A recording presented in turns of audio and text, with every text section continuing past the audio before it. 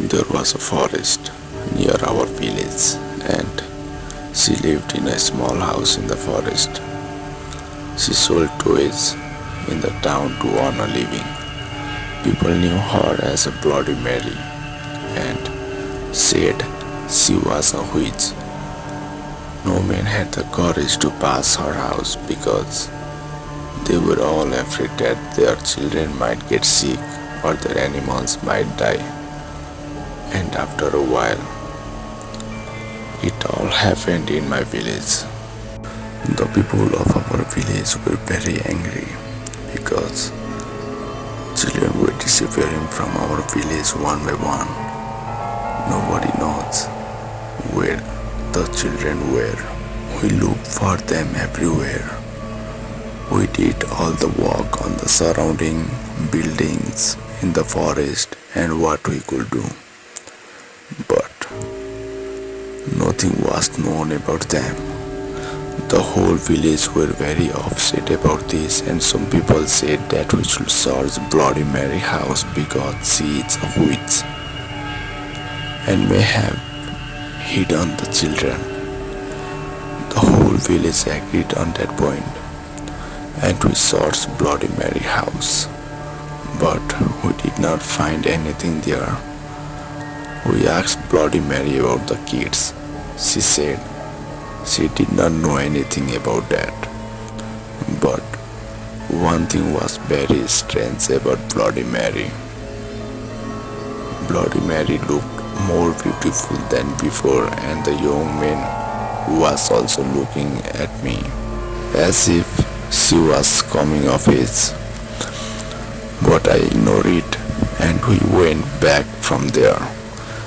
The next night, my neighbor Isan, his younger daughter, left the house and walked towards the forest. Looking at her, it was as if she was following the voice. The voice I can't hear. After a while, I heard the voices of Isan and his wife. He was giving voice to his daughter. I ran to him.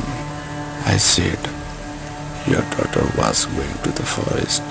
The noise of this matter was made throughout the village and many people came there. Together we went into the forest to find the girl.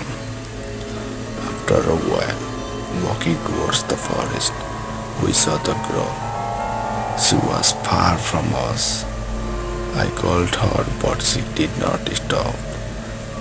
She was just moving forward and forward, and we were following at her. When we had done a little way, we saw that there was a large tree, which a strange light was coming. The girl was approaching that tree. We all ran and approached that tree and saw Bloody Mary standing under that huge tree doing a strange spell. She cast such a spell on the girl that made the girl come closer to her. When Bloody Mary caught sight of us, she started running away. Everyone in the village drew their weapons. I shot Bloody Mary 3 times, but nothing happened to her, and I understood that Bloody Mary was a witch. She was not going to die like that. So I followed her with silver bullets in my gun, and as soon as I saw Bloody Mary, I fired at her, and she immediately fell to the ground. The people of the village dragged Bloody Mary and carried her to the field. After bringing her there, they tied Bloody Mary to a dry tree and burnt her with gasoline. By the time Bloody Mary was dying by burning, she was screaming and telling the villagers that I will take revenge on all of them. She said that whenever you say my name 3 times in front of the mirror in the dark night, I will come there and kill you, and this process will continue for centuries. After the death of Bloody Mary, the people of the village returned back to the forest. There they found several graves. The grave was behind Bloody Mary house. When we saw it, it was sacrificed to Bloody Mary devils. This makes her young and beautiful again. From that day on, our village forget Bloody Mary forever, and no one was there to accept the name Bloody Mary.